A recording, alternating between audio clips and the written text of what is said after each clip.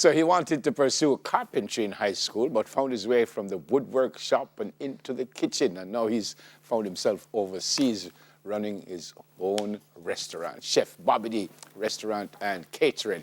And his name is Bobby Davis, and he's with us now. Mr. Davis, good morning, sir. Welcome to Smile Jamaica. How are you? Good morning. Thanks for welcoming me. It is our pleasure. I hope all is well. Not too cold now and stuff. Well, Are it cold? yes. It cold? Not yet, not yet. Oh, not yet. All right, so bring me up to date. Where the carpentry things start and stop, and where the food start. All right, so I'm from Black River, a small community called Vineyard District. In there, I go to school, so I see people there, do carpentry and farming. So when I was in school, thing didn't really click right away. So they placed us into, like those class with welding, carpentry, and stuff like that. And I seem to gravitate to carpentry, and I start doing that, and I really, really love it. I really, really love it. And, after a while, my aunt, been traveling into the state, and that's when I asked her, I was 20, by the way, then. And I asked her if she could, refer me to come on the program to do dishes. So that's where it really started. Yeah, so you went on the program and you went to a restaurant and you started the dishes, and then all of a sudden you realized that you can do a little bit more, but you were doing a little bit more for free. They didn't pay you to do a little bit more. And that's the thing. So, there was a bunch of us there, and dishes is something that growing up in the country, you're gonna look who that bush on your head, and you catch water, you wash dishes. As kids, that's what we do. That's our tour. And so after I get through, I start washing dishes. I would do it really, really fast, and we would have some downtime. And I'd be looking over, and I saw some guys cutting up vegetable, and they were getting paid more. So I went to the chef, and I'm like, hey chef, what do I need to do, to be a pro cook, or can I do it? It's like, yes, Mr. Davis, you can do it, but unfortunately, you still got to just get the pay for the dishwasher. So I'm like, at the end of the day, it's going to be an experience for me. Right. So why not do it? Right. So that's how it started, doing it and not getting paid, because at the end of the day, I'm getting that experience, and eventually he was going to have to pay me either way. Yeah.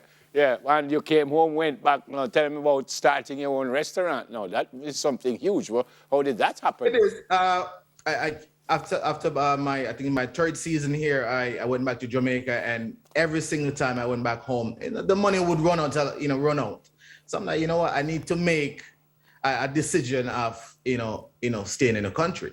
So I come up with a game plan, and I start doing that, and it really, really didn't work out in the beginning, but I keep pushing, and I end up into Florida, Miami to say, and after doing that, I moved to Baltimore. I was transferred here, and after working for so many years in local and corporate restaurant, I decided to make that leap of opening my own business.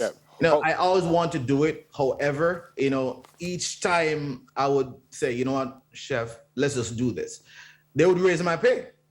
So I get comfortable and don't want to to venture out on my own. Yeah. It's one thing using corporate money, is another thing using your own money. That's your little security and so on. Yes, man. So eventually I made the decision of doing it, and trust me, in the beginning it wasn't easy at all. But you're all right now. What do you cook? And who do you cater to? Right now, I do a lot of good functions, a lot of big functions, small. I do NBA teams. I cook for NFL players. Okay. So it's going, man. My last really big function I did was this gentleman called Franchise. He's a controller from Maryland. He probably will be the next governor. So I did that function, and they were very pleased. So what is Jamaican food you're giving them, or what?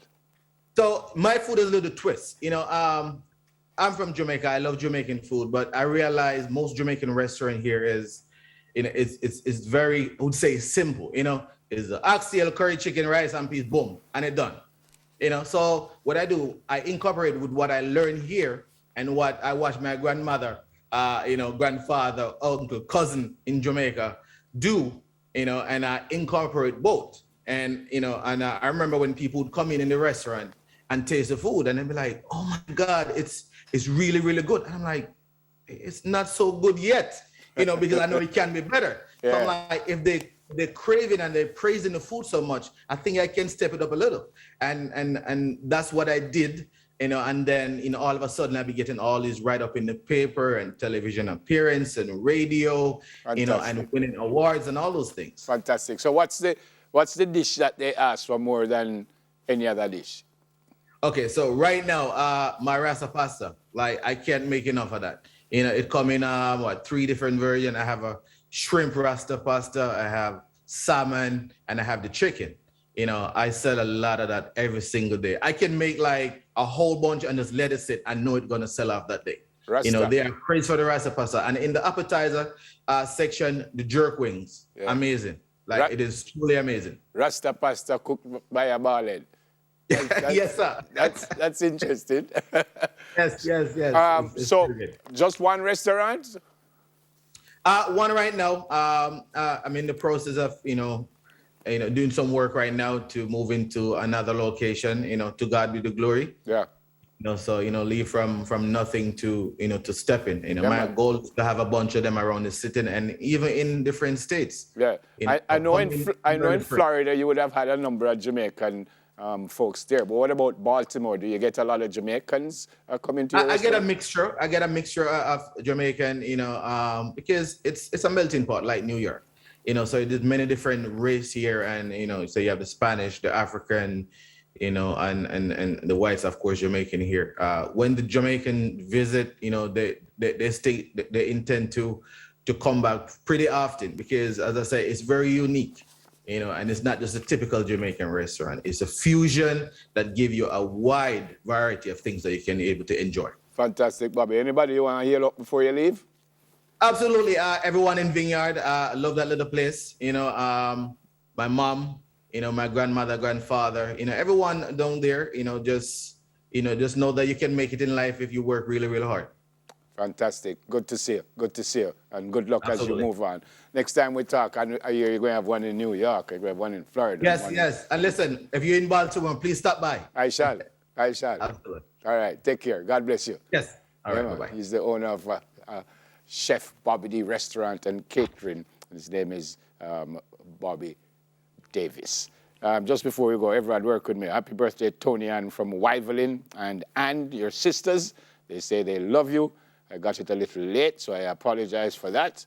But here is your picture now. Let me see if I can. There you go. There you go. Right there. Hey, Rad, me that? Try to hold you straight. There you go. Happy birthday, and have a great day today. All right? That's it, folks, for this week's Diaspora Check-In.